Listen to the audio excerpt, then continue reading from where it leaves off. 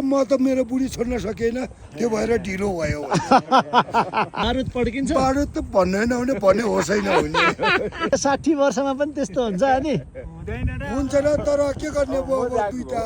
कुरा हुन्छ त गफ यसो गफ यस्तो हुन्छ है 60 वर्षमा त्यस्तो हुन्छ र दाजु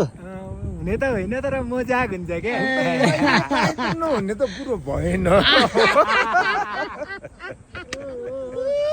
कहिले काहीँ त भइहाल्छ होइन 90 वर्षमा पनि त हुन्छ होइन त्यो हाँसो ठट्टा गरेर अब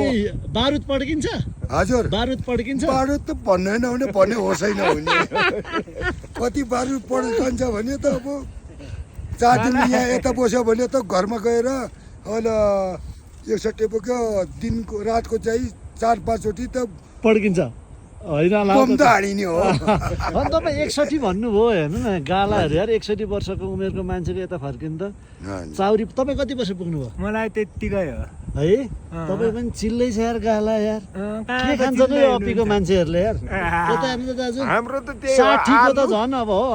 आलु हुन्छ होइन हाम्रो एउटा हाम्रो ओरिजिनल आलु जौँ कोदो अनि फापर हाम्रो एकदम तपाईँ 60 हजुर तपाईँ 61 हजुर तपाईँ पनि त्यही 60 61 60 61 हेर राम